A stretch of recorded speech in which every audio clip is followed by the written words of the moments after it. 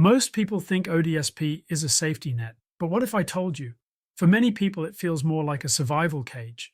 This isn't about complaining. This isn't about politics. This is about reality. Living on ODSP means doing math every single day just to exist. Rent versus food, medication versus transportation, stability versus opportunity.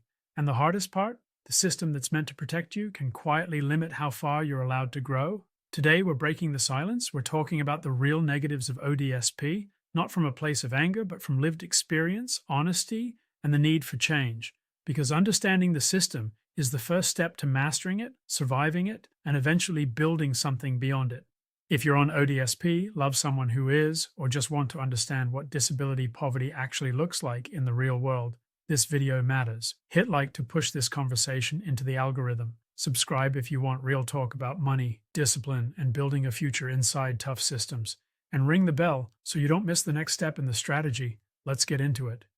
1. Survival level income. In a real economy, ODSP provides income, but the amount is structured around survival, not participation in modern life. In today's economy, rent, food, utilities, and transportation have risen faster than benefit increases. This creates a constant gap between what a person receives and what life actually costs. Many recipients are forced into impossible budgeting decisions: pay rent or eat better, buy medication or replace worn-out clothing, fix transportation or risk losing independence. This is not about luxury, it's about baseline dignity. The system assumes minimal living conditions that don't match the current housing market or inflation. Even careful financial discipline cannot close a structural shortfall. The result is chronic stress, which becomes a health issue on its own. When income barely covers survival, long-term planning becomes nearly impossible. Savings are unrealistic. Emergencies become crises. Small, unexpected costs spiral into debt or instability. ODSP protects people from total collapse, but it does not protect them from constant financial pressure. Living permanently in bare minimum mode limits opportunity, health, and personal growth in ways that compound over time. 2. The housing trap. Housing is the biggest pressure point in the ODSP system. Rent increases outpace benefit adjustments, leaving recipients dependent on subsidized housing or unsafe living conditions. Waiting lists for affordable units can stretch years. During that time, individuals often pay far beyond what their income supports. The problem isn't just affordability, it's mobility. When rent consumes most of a person's income, moving becomes impossible. People stay in unhealthy environments because they cannot afford change. Housing instability increases vulnerability to exploitation, unsafe roommates, and deteriorating mental health. The system unintentionally locks people into geographic immobility. Opportunities, medical, social, or employment-related, may exist elsewhere, but relocation is financially unrealistic. This reduces independence and reinforces isolation. A stable home is the foundation for recovery, growth, and participation in society. Without it, everything else becomes harder: maintaining health, attending appointments, building community, or exploring work options. Housing pressure isn't just a financial issue, it's a structural limitation that traps recipients in a cycle where survival overrides progress. 3. The employment cliff. ODSP encourages work in theory, but the structure creates fear in practice. Income rules can feel unpredictable, and recipients worry that earning too much will trigger clawbacks or loss of benefits. This creates what many call the employment cliff, a point where working more does not meaningfully improve financial stability and may even increase risk. The fear is not laziness, it's rational. Medical coverage, drug benefits, and assistive supports are often more valuable than wages from low-paying jobs. Losing them can be catastrophic. A single miscalculation can lead to months of administrative struggle to reinstate benefits. This discourages experimentation with work. People hesitate to accept opportunities because the system punishes uncertainty. Instead of a smooth transition into employment, recipients face an all-or-nothing gamble. A support system should reward gradual progress. Instead, ODSP sometimes forces people to choose between security and ambition. That tension creates paralysis. Many recipients want to contribute, work part-time, or test their limits, but the risk structure makes stability safer than growth.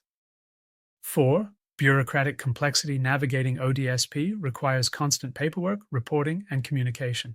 For individuals already managing disabilities, this administrative burden becomes overwhelming. Deadlines, forms, and eligibility reviews create ongoing anxiety. A missed document or misunderstood requirement can suspend benefits, even temporarily, leading to immediate crisis. The system assumes high executive functioning, organization, planning, follow-through, skills that many disabilities directly impair. Instead of accommodating those realities, the bureaucracy often adds stress to the very population it is meant to support. Communication gaps compound the problem. Caseworker turnover, long wait times, and unclear instructions leave recipients uncertain about their status. Fear of making a mistake becomes a daily concern. This complexity turns survival into a job. Instead of focusing on health, therapy, or personal development, recipients must devote energy to maintaining eligibility. A safety net should reduce stress. When administrative friction becomes constant, it undermines the system's purpose and contributes to burnout. 5. Stigma and social judgment. ODSP recipients face persistent stigma. Public narratives often frame disability support as dependency or failure, ignoring the medical and structural realities behind participation. This judgment affects how recipients see themselves and how others treat them. Stigma creates isolation. People hesitate to discuss their financial reality or ask for help. Shame discourages social engagement and reinforces the false belief that needing support equals weakness. Over time, this erodes confidence and identity. The emotional toll is significant. Living under scrutiny, real or perceived, adds psychological weight to already difficult circumstances. Instead of recognizing ODSP as a legitimate support system, society often treats it as a moral failing. This stigma limits opportunity. Employers may hesitate, communities misunderstand. Recipients internalize criticism, which can slow recovery and personal growth. Social perception becomes a barrier as real as financial ones. A disability system should foster dignity. When stigma dominates the conversation, it damages mental health and prevents honest dialogue about how to improve the system. 6. Inflation outpacing support. Inflation steadily reduces the real value of ODSP benefits.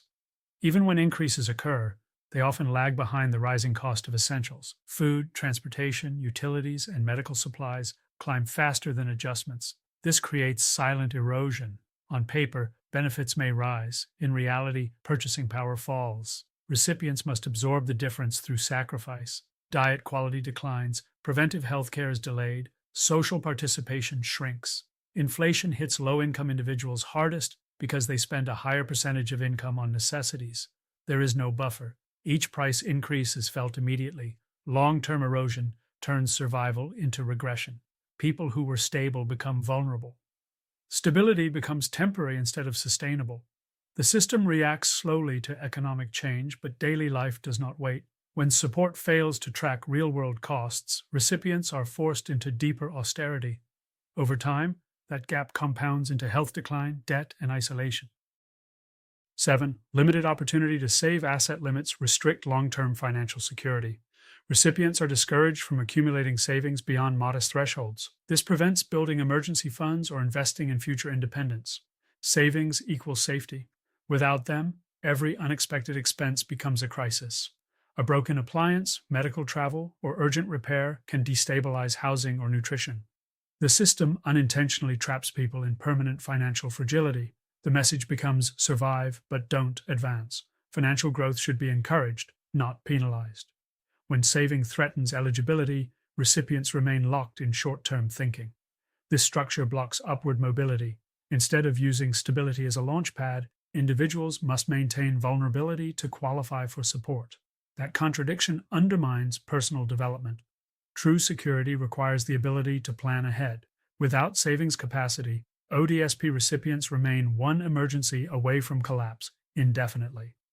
8. Health trade-offs. Even with medical coverage, recipients face difficult health decisions. Transportation barriers, wait times, and uncovered expenses create gaps in care. Preventive treatment is often delayed because accessing it requires energy, money, or logistics people don't have. Health becomes reactive instead of proactive. Conditions worsen before intervention occurs. Stress from financial insecurity compounds physical illness. Mental health suffers alongside physical health. Constant survival pressure increases anxiety and depression.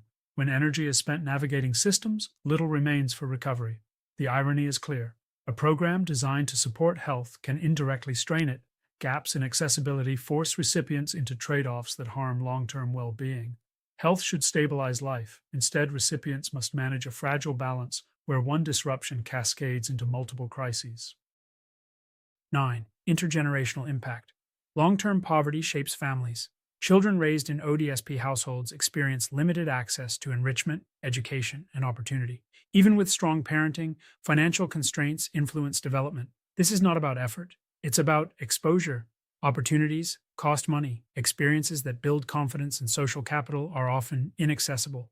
Over time, inequality compounds. Intergenerational effects extend beyond finances. Stress environments affect mental health patterns, expectations, and life trajectories. Poverty becomes normalized, not by choice, but by structure. Breaking cycles requires resources, mentorship, and systemic support beyond survival benefits. Without expansion, families remain stuck, managing scarcity rather than building futures. A disability system should protect not only the present, but the next generation. When children inherit structural disadvantage, the cost becomes societal, not individual.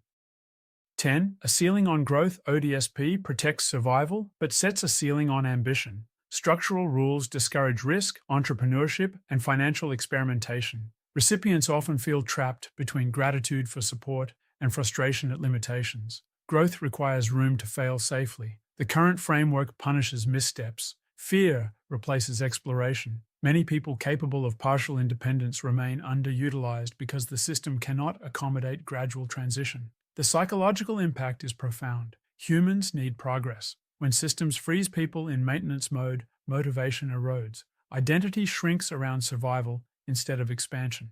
Support should evolve with the individual. A modern disability system would treat recipients as dynamic, capable of change, rather than permanently static. Without pathways upward, ODSP becomes a holding pattern instead of a launch pad.